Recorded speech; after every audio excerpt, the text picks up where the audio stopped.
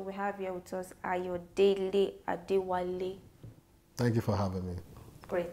So, October 1st was Nigeria's independence, and we watched and listened as the president did read out his message to Nigerians. And a lot of people are quite disappointed in that speech. I'd like to know from you, what are your general reactions to his speech? Well, my general reaction is that the president was very truthful, to the sense that he thought on the happenings in the country, particularly on security, because there's no government that can be meaningful without putting adequate security in place to protect lives and properties. He did also talk about the economy. What they've been able to do so far is stabilizing the economy, lowering the interest, the dollar rate to the naira, and so many other things like that. People would have wanted him to speak holistically in terms of touching every sector.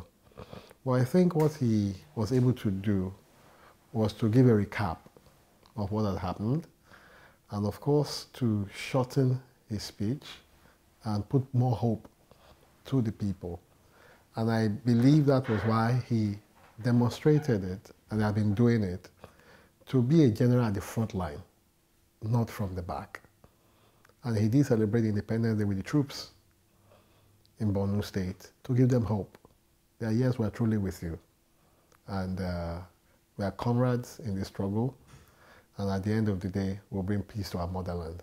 Lately, we've watched the House of Reps come up with the NGO bill.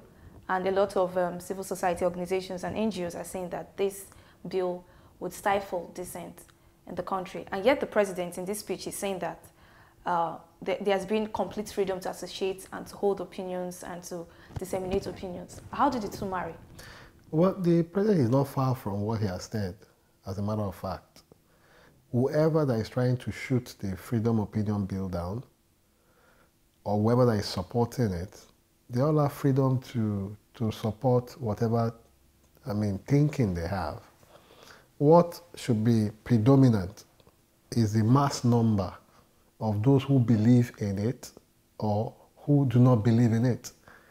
Take, for example, some people believe that they should have opportunity to drink water.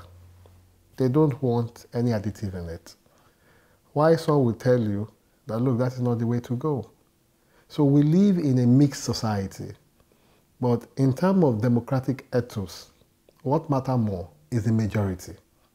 As long as the majority will have their consensus, after it is fully debated, not just you forcing it down on people, it must be debated. We must succumb to superior arguments and opinions. And in a situation where a consensus cannot be reached, then you throw it to vote. And that is what the norm should be, even in the House of Legislative Arms, in our legislative arms, or whatever, even in the executive, in terms of putting together their budgets. They have to go out, discuss with the community. You could feel as a human being that, look, in this whole area of Lagos State, that what you feel they need is water. And some of them will tell you, no, we already produce water for ourselves. That is not our frontline need. Our frontline need is energy. You give us energy, we can come back to water, because already we are producing water, clean water for ourselves. So you must be able to tailor fit your solution to contemporary realities. Not what you think, but what is the norm and what can satisfy the people. So you're saying that this government is not deliberately trying to stifle people's opinions on freedom of speech? The government have allowed every opinion to prop up. They've allowed people to discuss about their views. And at the end of the day, the preponderant view that is legitimate, quote and unquote. For instance, the IPOB agitation. Nobody is saying they cannot agitate. But what are the manner in which you are carrying out these agitations? Will it infringe on my rights? Will it infringe on the other person's right? That is the thing. The security operative can be watching, as long as it does not dovetail into something that is criminal. or have criminal inclination, we must not wait until an act is committed, an act that is dastardly. And we can see and we can foretell that, look, if it's going this way, this is where it's going to end at, then there must quickly be a stopgap. The president did recount that he was part of the civil war and that he would not support any attempt to, remind Nigerians of what had happened years back. And that those who are agitating for this recent, for IPOB, were not part of that civil war and did not experience, the things that took place. But it is also important that he should ask if people agitating for this current struggle were not part of the 1967 civil war, why then are they agitating? Why is it that after so many decades, people are still talking of Biafran, the need for self-determination? So, Yoruba has this adage that says that which simply means that you will not have an elder in the community and allow the child to go astray. When the president spoke about what happened at the Civil War, during the Civil War, he knows what he's saying.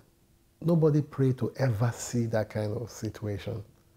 Take, for instance, Syria, Libya. If you have lived in that community where war happens, you will never pray to go through it. A worrying situation is a situation where nobody has control of anything. The state has the control to make sure that there is peace, but when the troops are at the battlefront, sometimes most of these controls are not operational because even the soldier there has the right to protect his own life first before defending the country. You now have guerrillas who are also fighting to make sure that their own opinions stay and they reinstate a government. Now, who are the worst hit? Children and women. The women are raped, children are killed, the men are slaughtered, there is no food. Even when you can eat grass, there are no grasses to eat, no animals to feed on. It's a dastardly situation. And anybody that have gone through that, I don't pray to hear this word again, fellow Nigerians. I don't pray to hear it because I know what we went through before we got democracy. We were full soldiers. Many of our leaders had to go on exile. We had nowhere to run to. If the president is saying that everything must be done to prevent a warring situation, it's not the Nigerian government that will go to war. It is whoever that is beating the drum of war that will compel the Nigerian government to try to instill order. In the process of instilling order, a warring situation will envelop the whole place. Do you think that Southeast leaders are to be blamed for some of these situations? Not the Southeast leaders alone. We as Nigerians all have to be blamed. And even Jesus, remember what he said in the Bible when they said, why is he performing miracle on a Sunday? And he said, who amongst you will see his neighbor's dog fall into the well on the Sabbath and put your eyes aside? That's what has happened in Nigeria. A lot of people have kept quiet that it's not me. It doesn't concern me. My gari is enough for me. That's why Fela says suffering and smiling. If we all had joined the civil rights group to question the government, ab initio, since 1960, when they came on board, if we have all come out in a large crowd to question them, from our various enclaves to question them, why don't we have this? Why don't we have that? Just as we came together to seek for independence, we won't get to this stage that we are in now. I remember when we were in school, whenever we go on protest, people will be pulling their children back. Don't go, you don't consign them. Oh. And they kept eroding. So we should tell people like Shore, tell people like Sankara, and so many of them. Olusegun Mayegun, so many of them. Obesere and Saint Jericho and many of these people. Okpeyemi Bamidele, Asiwaju Bola Ahmed Tinubu, Wole Soyinka, Gani Fawemi, Beko and Kuti. You should thank them that they spearheaded it. And that means also that we should question all our leaders, starting from the local government chairman, to the state governor, to the House of Assembly member, House of Rep, House of Senate, the presidency. What are you doing with the allocation? Not until EFCC gets a petition. You don't need a petition.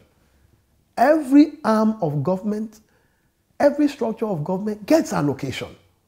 You should ask, what have you done with the allocation? If the leaders at the Southeast have been responsive to the obligation that their office is meant to provide, nobody will be agitating about IPOB. Look at Lagos State, for instance. Since 1999, the Lagos government have been very responsive, to the extent that we almost generated energy by ourselves. If you remember Enron, when Asiwaju Bola meant to do was to partner with Enron. Before Enron got corrupt in America and that company died, the federal government refused Lagos State government from producing energy. By now, Lagos will be producing energy and creating jobs. A lot of jobs.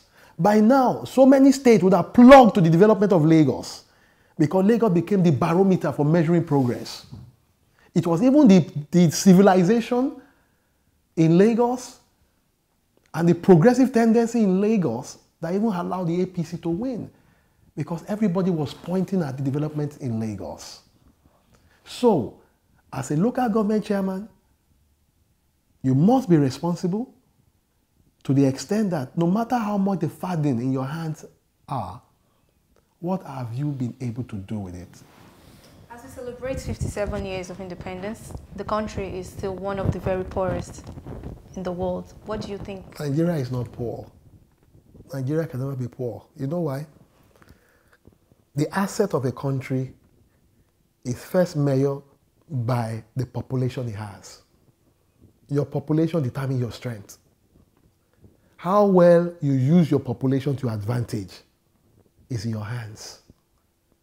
Japan don't have the kind of stupendous resources that we have in Nigeria. One, they don't have the population, which is the greatest resource.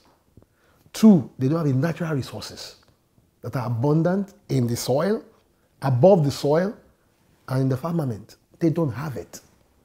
What they have is human ingenuity that is profounded through education. With good quality education, you can move your civilization forward. But what we have in Nigeria is a case where the educational sector has not been massively invested in. Education is an investment for any society. The education will structure your society to the extent that you will not have riffraffs on our streets. It will structure your society to the extent that anything around you, even waste, is not wasted. You can turn waste to wealth. You can turn waste to energy. Nothing is wasted. Nigeria is too blessed. That is why I will never join anybody to say Nigeria is a poor country. And that is why is it Gerard is her name? The World Bank lady, when she came to Nigeria and people were canvassing for loan, she said, no, you don't need loan. All you need is political correctness. If you have political correctness in Nigeria, you don't need to borrow money from anybody. Rather, you'll be borrowing the world money. So what's your analysis on the corruption, the war against corruption by the Buhari-led administration? It is a war that must be supported, consolidated, and fought frontally. Like President Buhari said at Chatham House, that if we don't kill corruption, corruption will kill Nigeria. The corruption you see at the government level is even minute. The corruption in Nigeria is very endemic. Every strata. Like I told people, the best way you can fight this is through ideology.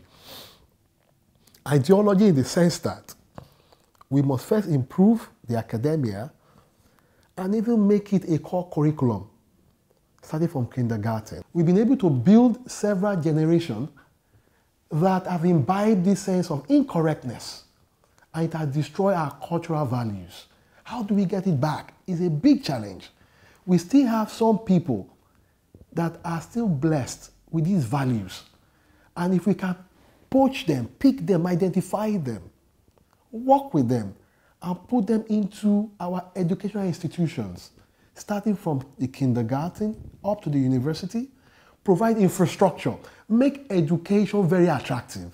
In America, a lot of, you know what they're doing? They're using sports to take away hooligans from streets and make them go to school. If you want to play in the NBA, you must go into the higher institution. So government must look at some contemporary realities and find a way to tweak people's thinking and ideologies. And once you see it, you could use social to tweak it. You can also use vanities.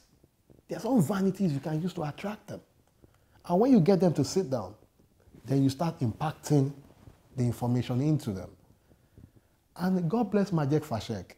It's just unfortunate that he went that route. Those songs are very inspirational. God bless Bob Marley.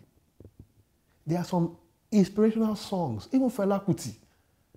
There are some songs, you look at the society, the way it's being run, government can partner with some of these artists. So government must find a way to redirect the thinking of people and use education to reform the society.